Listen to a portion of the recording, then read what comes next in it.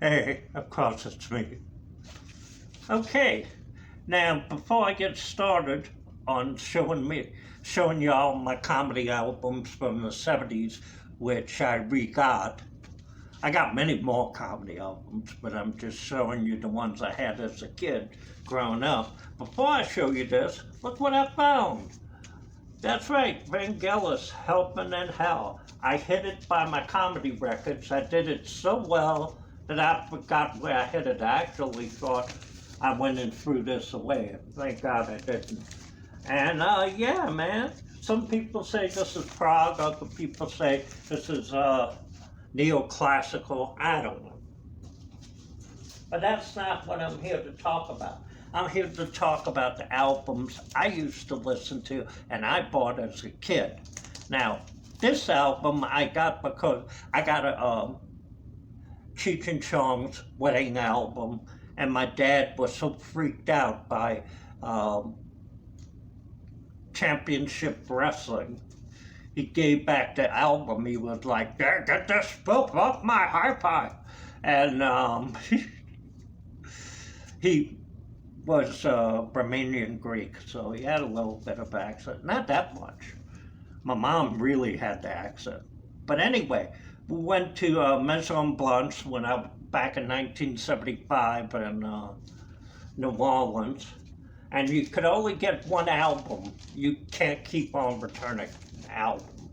And I got this, and I got the sticker, which I probably will show up here, that yeah, it's recommended for adult listening. And yeah, man, I got George Carlin, and my dad sat with me and laughed his ass off at George Carlin.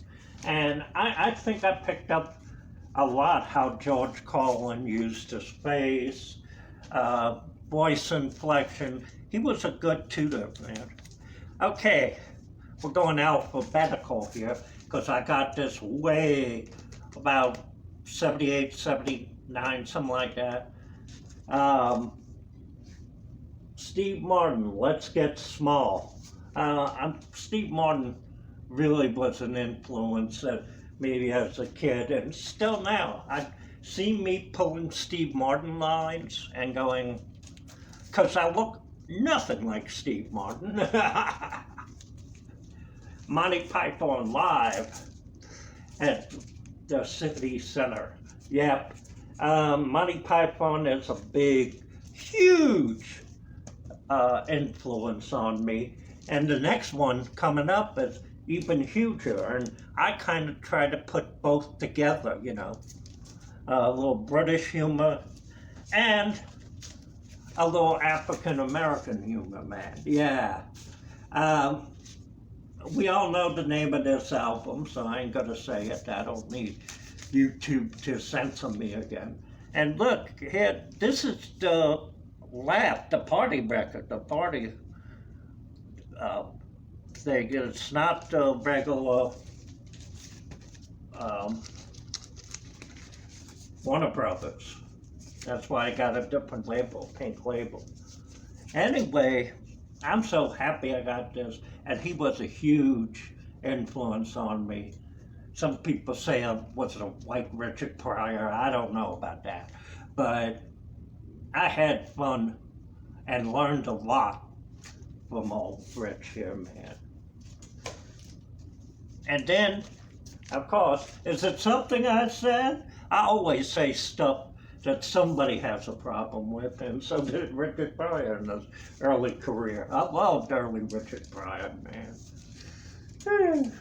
I even like, you know, when Richard Pryor went big time. And because of the Richard Pryor show, he put this comedian, which is the last one of my '70s album, which I had as a kid. I got this when I was 14 years old, and I even changed I went up on stage as Robin Sacklariu. Yes, I was a huge, huge Robin Williams fan, man. And he does like a preacher, and I did a preacher at Larry's Villa, although my preacher was a little more dirtier than his preacher. But yeah, it's a preacher, man.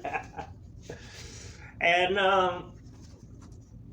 yeah, man, I like to remember Robin Williams when he was young and kind of hungry.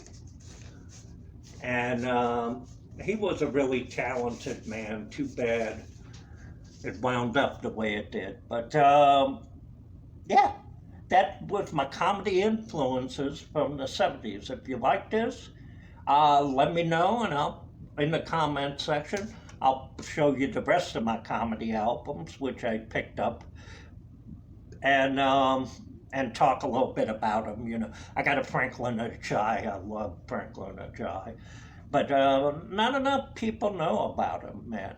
Anyway, I'll talk to you when I talk to you, my friend.